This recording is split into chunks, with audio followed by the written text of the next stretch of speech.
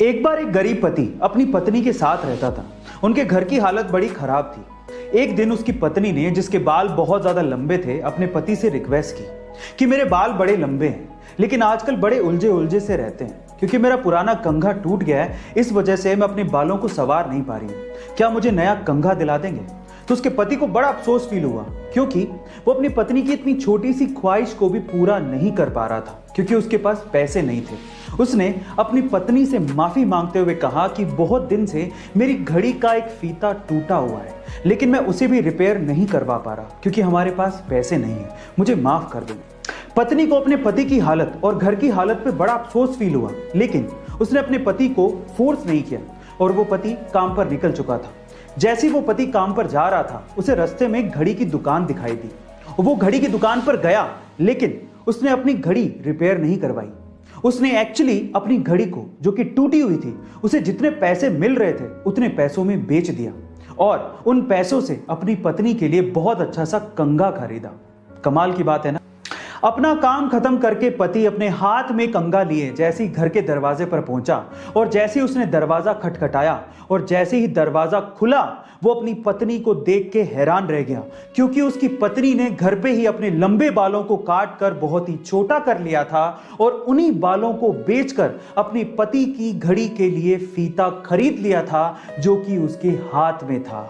अब विडंबना देखिए, पत्नी के हाथ में फीता है लेकिन पति ने घड़ी बेच दी है और पति के हाथ में कंघा है लेकिन पत्नी ने अपने बालों को काट लिया है।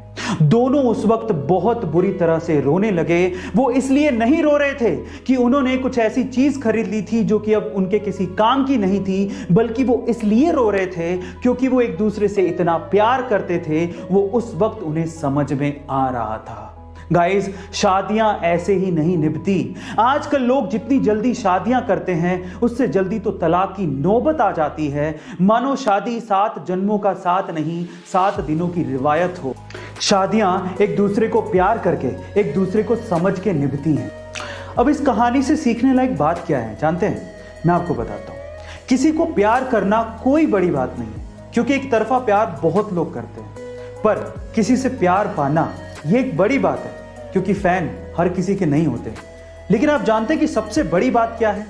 सबसे बड़ी बात यह है कि जिससे आप प्यार करते हो अगर वो भी आपको उतनी ही शिद्दत से प्यार करता है, यह है बड़ी बात। अगर आपके पास ऐसा जीवन साथी है तो आप बहुत लकी हैं, बहुत लकी। इसीलिए अगर आप अपनी शादी को 7 जन्मों के लिए ना सही पर 1 जन्म के लिए भी ढंग से निभाना चाहते हैं तो एक दूसरे को समझना बेहद जरूरी है।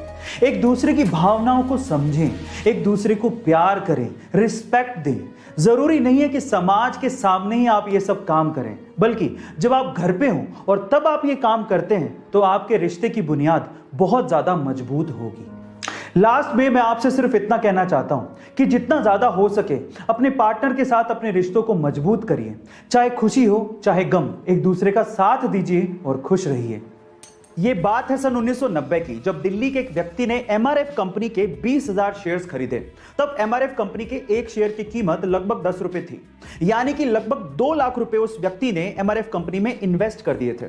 उसके बाद वो पैरालाइज्ड हो गए और लगभग 10 साल उन्हें रिकवर करने में लग गए। लेकिन 10 साल बाद जब उन्होंने एमआरएफ के 20,000 शेयर्स की बात अपने पोते को बताई और जब पोते ने पता लगाया तो वो ये सुन के हैरान रह गया कि जो 20,000 शेयर्स उन्होंने लगभग 2 लाख रुपए में खरीदे थे तब उनकी कीमत 130 करोड़ रुपए हो चुकी थी और आज के वक्त उन 20,000 शेयर्स की कीमत लगभग 160 करोड़ रुपए हो चुकी है। गाइस, इसको कहते हैं इन्वेस्टमेंट की पावर।